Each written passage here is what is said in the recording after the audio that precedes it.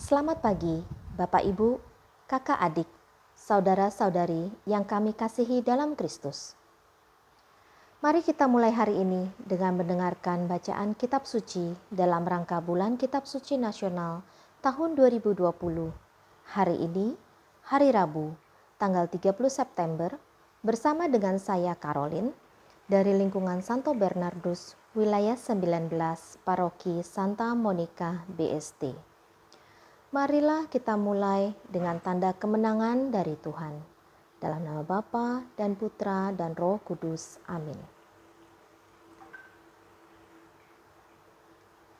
Bacaan pertama diambil dari kitab Ayub bab 9 ayat 1 sampai 12, 14 sampai 16. Ayub berkata kepada Bildad sahabatnya, "Sungguh aku tahu bahwa beginilah adanya. Masakan manusia benar di hadapan Allah? Jika ia ingin berperkara dengan Allah, 1 dari 1000 kali, ia tidak dapat membantahnya. Allah itu bijak dan kuat. Siapakah dapat berkeras melawan Dia dan tetap selamat? Dialah yang memindahkan gunung-gunung tanpa diketahui orang, yang menjungkir balikan dalam murkanya. Ia menggeserkan bumi dari tempatnya, sehingga tiangnya bergoyang-goyang. Ia memberi perintah kepada matahari sehingga tidak terbit, dan mengurung bintang-bintang dengan materai. Seorang diri ia membentangkan langit, dan melangkah di atas gelombang-gelombang laut. Ia menjadikan bintang biduk, bintang belantik, bintang kartika, dan gugusan-gugusan bintang ruang selatan. Dialah yang melakukan perbuatan-perbuatan tegar yang terduga, dan keajaiban-keajaiban yang tidak terbilang banyak. Apabila ia melewati aku tidak melihatnya, dan bila ia lalu, aku tidak tahu. Apabila ia merampas, siapa akan menghalanginya? Siapa akan menegurnya? Apa yang kau lakukan? Bagaimana mungkin aku dapat membantah dia dan memilih kata-kata di hadapan dia?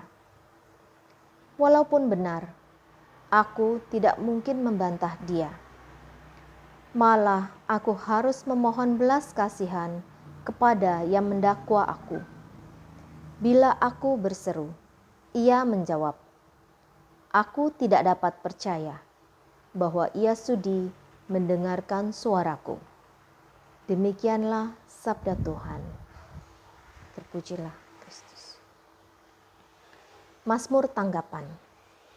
Semoga doaku sampai ke hadirat-Mu, ya Tuhan. Aku telah berseru kepadamu, ya Tuhan. Sepanjang hari aku telah mengulurkan tanganku kepadamu. Adakah Engkau melakukan keajaiban di hadapan orang-orang mati? Masakan jenazah mereka bangkit untuk bersyukur kepadamu? Dapatkah kasih-Mu diberitakan di dalam kubur, dan kesetiaan-Mu di tempat kebinasaan? Diketahui orangkah keajaiban-keajaiban-Mu dalam kegelapan, dan keadilan-Mu di negeri kealbaan? Semoga doaku sampai ke hadirat-Mu, ya Tuhan. Tetapi aku ini, ya Tuhan, kepadamu aku berteriak minta tolong, dan pada waktu pagi doaku sampai ke hadapan-Mu. Mengapa ya Tuhan, Kau buang aku? Mengapa Kau sembunyikan wajah-Mu daripadaku? Semoga doaku sampai ke hadirat-Mu, ya Tuhan. Bait pengantar Injil.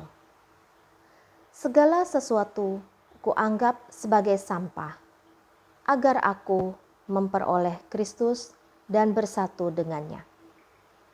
Bacaan Injil diambil dari Injil Lukas bab 9 ayat 57 sampai 62. sekali peristiwa. Ketika Yesus dan murid-muridnya sedang dalam perjalanan, datanglah seorang di tengah jalan, berkata kepada Yesus, "Aku akan mengikut engkau, kemanapun engkau pergi." Yesus menjawab, "Serigala mempunyai liang, dan burung mempunyai sarang, tetapi Anak Manusia tidak mempunyai tempat untuk meletakkan kepalanya." Lalu kepada orang lain, Yesus berkata, "Ikutlah aku." Berkatalah orang itu, "Izinkanlah aku pergi dahulu, menguburkan Bapakku." Tetapi Yesus menjawab, "Biarlah orang mati mengubur orang mati. Tetapi engkau, pergilah dan wartakanlah kerajaan Allah di mana-mana." Dan seorang lagi berkata, "Tuhan, aku akan mengikuti engkau, tetapi izinkanlah aku pamitan dahulu dengan keluargaku."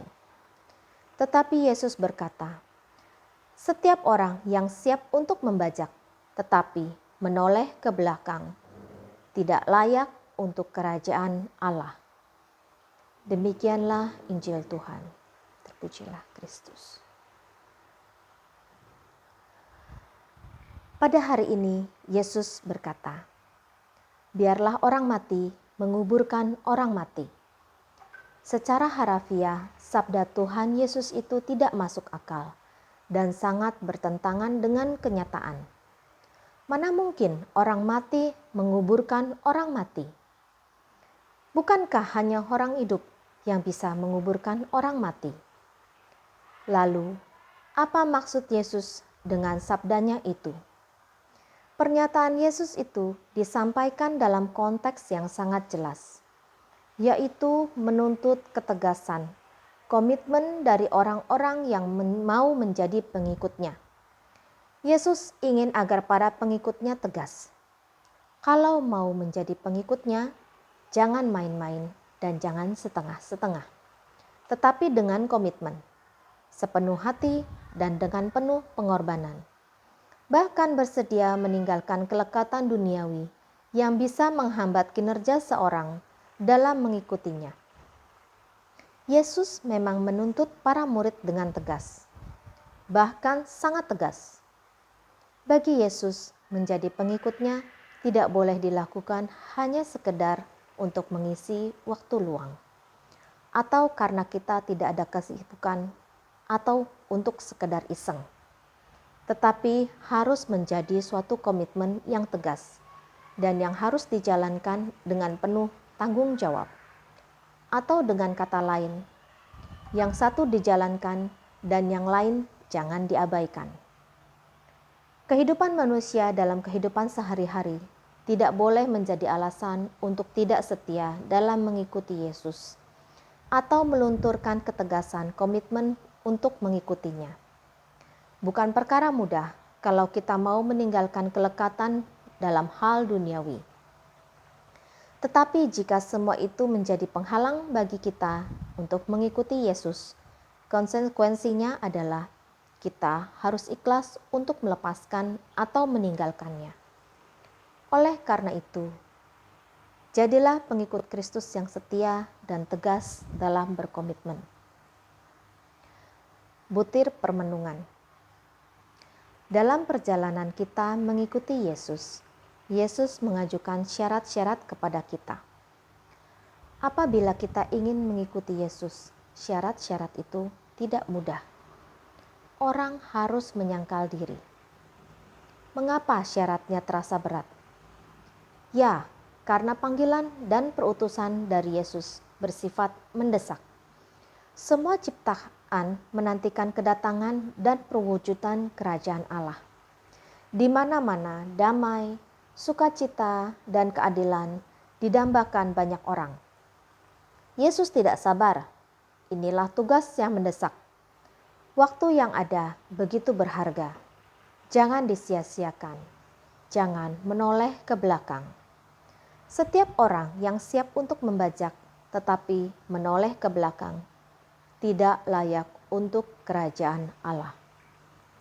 Kerajaan Allah itu harus segera terbit di mana-mana. Kristus menghendaki umat Kristiani mempunyai semangat untuk bergerak maju dan bukan mundur. Yesus mencari murid-murid yang melayani dengan sepenuh hati, bukan yang setengah-setengah. Yesus tidak suka dengan murid-murid yang suka mampir sana-sini dan suka tolah-toleh ke belakang. Songsonglah matahari terbit, bukan matahari terbenam. Bukanlah hidup kita sebagai orang Kristiani sering lambat dan kehilangan banyak waktu karena hal-hal yang sepele. Sementara itu, masyarakat di sekitar kita segera membutuhkan pewartaan kabar gembira kerajaan Allah. Marilah kita berdoa. Tuhan Yesus, berkatilah kami untuk selalu bertanggung jawab sebagai seorang pengikut-Mu dalam pelayanan dan pekerjaanku. Amin. Segala sesuatu kuanggap sebagai sampah, agar aku memperoleh Kristus dan bersatu dengannya. Demikianlah renungan hari ini. Semoga hari ini dapat kita jalani dengan penuh berkat Tuhan. Tuhan memberkati.